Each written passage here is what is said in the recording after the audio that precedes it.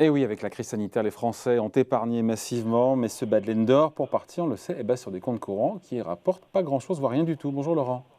Bonjour David. Laurent Saillard, journaliste au magazine Le Revenu. Bon, il y a des solutions pour booster, dynamiser nos liquidités. Moi, je vois pas trop de vous à moi, hein. Alors, c'est vrai en tout cas que sur le constat David, les Français laissent dormir, d'après la Banque de France, sur leur compte courant, 512 milliards d'euros. C'est quand même un chiffre vertigineux. Et si vous y rajoutez l'argent liquide qui circule ou éventuellement peut rester sous le matelas, le montant estimé, il est de 750 milliards. C'est quand même plus du double de l'encours du livret A.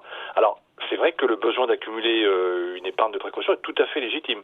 Mais de là à le laisser dormir, on va dire, complètement sur des comptes courants pour des sommes aussi importantes, parce que les taux d'intérêt sont au plus bas, c'est pas forcément pertinent, parce que, comme vous le dites, on peut ne pas gagner grand-chose, mais il y a quand même des solutions pour faire fructifier cette trésorerie. Ouais. Alors, quelle solution? Je suis sceptique, d'autant avec 3% d'inflation en France, mais on vous écoute. Avec ou sans risque, avec ou sans impôt, comment on fait pour rentabiliser ou conserver un petit peu le pouvoir c'est d'achat vrai que, bien sur ces sûr, c'est vrai que liquidités? le bémol qu'on a maintenant depuis quelques mois, c'est le retour de l'inflation. Mais si vous prenez les solutions, on va dire, sans risque et sans impôt, il y a bien sûr la panoplie des livrets réglementés, qui ont l'avantage d'être totalement Livret défiscalisés, ni A, impôt sur le revenu, LDDS, ni on voilà. connaît ça. Alors, Ouais. livret A, voilà, ça vient de monter à 1%. Alors vous avez raison, le rendement réel est toujours négatif, avec une inflation à 1,6% en 2021 et 2,7 estimé pour 2022. Voilà, en nominal on gagne quelque chose, en réel on est toujours perdant. Mais vous avez quand même un plafond de dépôt qui va jusqu'à 22 950 euros. Si vous y ajoutez le petit frère, vous savez, le livret de développement durable et solidaire, qui est au même régime, même fiscalité, absence de fiscalité, 1% aussi, un plafond limité à 12 000 euros, ça vous donne effectivement une petite base. Alors, il y a en fait un livret qui offre une meilleure rentabilité. Le problème, c'est qu'il a des conditions. C'est le livret d'épargne populaire, parce qu'il a une nouvelle formule de calcul, et sa rémunération a été relevée à 2,2% depuis le 1er février. Et en fait, finalement, c'est le seul livret qui va protéger le pouvoir d'achat des épargnants. Le problème, c'est qu'il y a deux bémols. D'abord, le plafond de versement est limité à 7 700 euros. Bon, éventuellement x2 s'il y a deux conjoints au sein d'un couple, par exemple. Mais surtout, son ouverture est soumise à des conditions de revenus. Et par exemple, pour 2022, c'est-à-dire sur l'avis d'imposition 2021, donc les revenus de 2020, en fait, le maximum, c'est d'avoir un revenu de 20 300 euros pour une personne.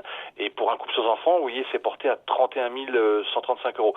Voilà, ça monte un peu. Si vous avez un ou deux enfants, vous pouvez aller au-delà de presque 42 000 euros de plafond si vous avez deux enfants. Mais voilà, c'était quand même une condition un peu embêtante. Néanmoins, là, au moins, vous arrivez, on va dire, à vous protéger de l'inflation. Et pour les jeunes, à part le livret A, j'ai envie de dire. Oui, alors les jeunes, c'est-à-dire ceux qui ont entre 12 et 25 ans, on peut leur rajouter au livret A un livret jeune qui est justement qui a un plafond de versement limité, c'est 1 600 euros, mais qui a les mêmes conditions que le livret A, donc on est toujours à 1%. Alors, pareil, pas de fiscalité, pas de taxation. Les banques, l'avantage, c'est que les banques, normalement, elles doivent donner au moins 1%, elles peuvent donner plus. Par les temps qui courent, c'est devenu rare. Mais autrefois, c'était un petit peu pratiqué. Ça peut peut-être revenir. Il y a, dans certains cas, des petits bonus. Mais en gros, les banques, en ce moment, n'ont pas trop intérêt, donc elles font le minimum, elles assurent simplement le 1%. Est-ce qu'il y a des solutions à éviter, Laurent? Alors oui, les solutions à éviter, c'est les cycles monétaires. Ça n'a aucun intérêt parce que depuis plus de 5 ans, les rendements sont devenus dérisoires, mais surtout négatifs à cause des frais de gestion. Et ce qui fait que quand vous regardez Avant inflation en plus. Voilà, et en plus avant l'inflation, vous perdez en moyenne moins 0,3 sur les 5 dernières années, mais par exemple on est à quasiment moins 0,5 sur 2021, à cause notamment du loyer actuel de l'argent au jour le jour. On est à moins 0,58 là au moment où je vous parle sur l'indice qui a remplacé l'Eonia. Donc il vaut mieux effectivement éviter. Alors après on peut dire qu'il y a peut-être un espoir si effectivement plutôt fin 2022 la BCE commence à remonter ses taux directeurs, parce que là par contre ces produits-là, eux, ils sont directement indexés sur l'indice des taux à court terme. Est-ce qu'il y a des produits qui peuvent de nouveau redevenir intéressants, qui sont un peu tombés en désuétude? Je ne sais pas, les dépôts à terme, les comptes à terme, on n'en parle plus. Oui, alors peut-être effectivement. Alors les comptes à terme ont perdu aussi une grande partie de leur attrait. sauf si vous acceptez d'immobiliser l'argent sur plusieurs années. Parce en moyenne, en fait, sur les comptes actuels, les comptes à terme actuels, sur moins d'un an, vous êtes à 0,13. Alors, c'est pas folichon, hein. Ça va un peu mieux si vous allez au-delà d'un an. Alors là, il faut aller chercher chez les filiales des constructeurs automobiles qui font déjà eux aussi des livrets bancaires un petit peu mieux rémunérés. Et là, en fait, si vous allez par exemple chez la filiale de Peugeot ou celle de Renault, vous allez pouvoir, selon les formules, aller à 0,65 si vous dépassez un an, 0,7 2 ans, 0,8 3 ans, ou 0,55 sur 3 ans, enfin dans un cas ou dans un autre. Bon, ça peut vous faire effectivement, si vous acceptez de bloquer l'argent pendant cette durée, mais c'est toujours pareil, ça ne vous prémunit pas, de ça ne l'inflation. protège pas contre l'inflation. Évidemment. Un petit mot juste, Laurent, l'assurance vie, ça ne sert pas à faire fructifier ses liquidités, mais on peut s'en servir malgré tout. On peut quand même en profiter. Quand on regarde les très bons contrats, comme ceux par exemple que nous primons, bon, là on peut trouver des rendements supérieurs à la moyenne du marché, 1,3% sur notre panel à nous, on peut aller sur des taux à 2%. Si on sait l'utiliser, c'est-à-dire sur un contrat qui a au moins 8 ans, on peut faire des retraits en s'arrangeant pour les faire plutôt en début d'année. Là, effectivement, vous avez ça vous permet effectivement d'utiliser la souplesse de l'assurance vie.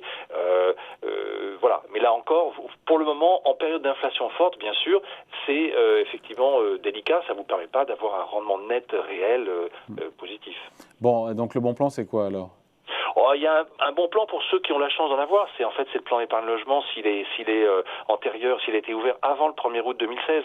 Parce qu'en fait, là, à cette époque, vous aviez des plans qui étaient à 2,5%, notamment si vous l'aviez fait avant même 2015, ou 2% entre 2015 et début 2016. Voilà, là, il faut les garder et faire en sorte qu'ils ne soient pas clôturés. C'est en fait le seul cas de figure où finalement vous pouvez encore arriver à protéger votre épargne sans risque et effectivement elle a protégé de l'inflation.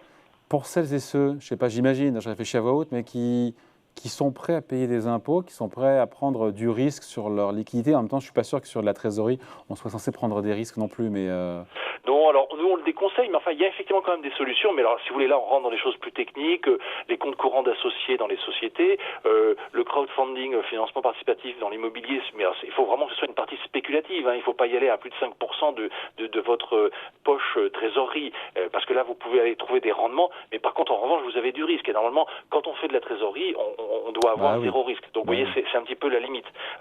En fait, si vous voulez, en synthèse, en ce moment, il n'y a rien de très intéressant, mais il vaut mieux quand même prendre une petite rémunération plutôt que de laisser dormir l'argent sur les comptes courants. Hein. Comme je vous le dis, la Banque de France nous dit qu'il y a quand même plus de 500 milliards d'euros qui sont sur les comptes courants, qui ne sont même pas sur des comptes réglementés ou des comptes rémunérés, même faiblement.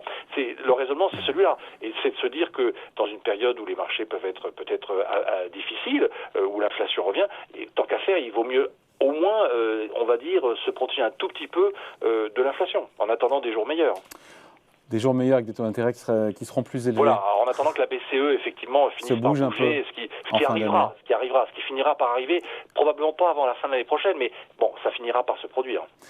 Laurent, avant de se quitter, la couverture de cette semaine du revenu. Alors écoutez, on revient sur quelques grandes valeurs à la fois du CAC 40 comme votre invité d'aujourd'hui, mais et également les grandes valeurs américaines comme Google, Apple, Facebook, Amazon ou Microsoft. Quels sont de numérique à privilégier ? Oui, parce que c'est des valeurs qui ont beaucoup monté, subitement beaucoup baissé aussi, et la question c'est de savoir est-ce que elles entament un rebond, est-ce qu'elles vont continuer à baisser. Et puis on revient aussi bien sûr sur le pétrole, parce que qui continue à monter. On se demande s'il va approcher des $100, on n'en est plus très loin. Il y a une grosse envolée effectivement du prix du baril de Brent, donc on analyse un petit peu ça, et puis quelques valeurs phares de l'indice parisien, AXA, L'Oréal ou encore Air Liquide. Voilà, merci beaucoup Laurent Saillard, donc journaliste au magazine Le Revenu. Merci, bon week-end. Merci David. Ciao.